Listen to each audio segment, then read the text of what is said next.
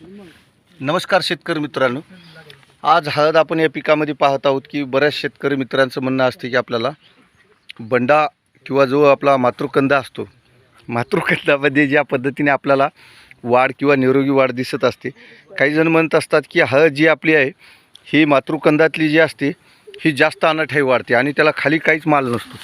तर शेतकरी मित्रांनो, ही गोष्ट चुकीची आहे. त्याला फक्त तुम्हाला अंतर हे नियोजन ठेवावं लागणार आहे.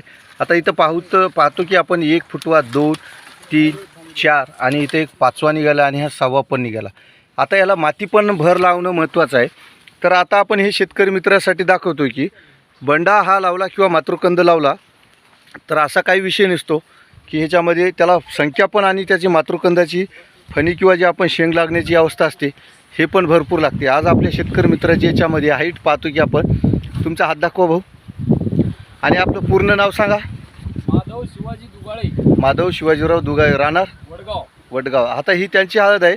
आता बऱ्याच शेतकऱ्यांचं आपल्याला म्हणणं असते की आपल्याला चुकीची माहिती देते किंवा काही बरेच जण व्हिडिओ फेक टाकतात. तर शेतकरी मित्रांनी आपल्या स्वतः इकडे या भाऊ.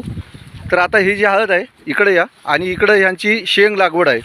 आता शेंग लागवड आणि बंडा लागवड, आपण हा जो मातृकंद पाहतो की याच्यामध्ये बऱ्याचशा ठिकाणी आपल्याला फरक पाहतो. मी समोरासमोरच आहे मित्रांनो. हा आता इकडच्या साईडचा त्यांचा ह्या तासापासून इकडं बंडा आहे आणि इकडे हे शेंग आहे. शेंगाची आपण पण अवस्था पाहतो की याच्यामध्ये, आता याच्यामध्ये आपल्या फुटव्याची अवस्था दाखवा भाऊ इथं झाडांची. तर आता याच्यामध्ये मातृकंद जो असतो हा फुटवा पण आता याच्यामध्ये निघायला सुरुवात होत आहे आणि इकडचे जे बंड्याची अवस्था आहे हे पण आता पाहतो की आपण, हे आता हे बारीक बारीक कोंब लावलेले आहेत. या झाडाला उपटा तुम्ही. तर आता ह्याच्यामध्ये आपण फुटव्याची पण संख्या पाहतो की बऱ्याच ठिकाणी आपल्याला झाडाला फुटव्याची संख्या आपण म्हणतो मातृकंद जो आपल्याला दिसतो त्या पद्धतीने आपण पाहतो की आता याच्यामध्ये आपल्याला बुडामध्ये जे असतात ही फुटव्याची संख्या भरपूर प्रमाणात आहे. आणि या मातृकंदांना आपल्याला निरोगी आणि आरोग्यमय जीवन द्यायचं असेल तर आपल्याला अन्नद्रव्याची जी गरज आहे हे देणं महत्त्वाचं आहे. आणि कधीकधी याच्या बुडाला पण आपल्याला जास्त पाण्याची जर साठवणूक झाली तर किंवा पाणी जर मुरत असेल जमिनीमध्ये तर याला आपल्याला जे लागणारे कार्गोशील हे औषध आहे हे सोडावं लागेल आणि सोडणे हे महत्त्वाचं आहे.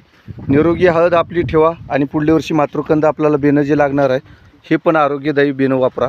अशाच पद्धतीने नवीन माहितीसाठी आपल्या चॅनलला फॉलो आणि सबस्क्राईब करा. धन्यवाद मित्रांनो.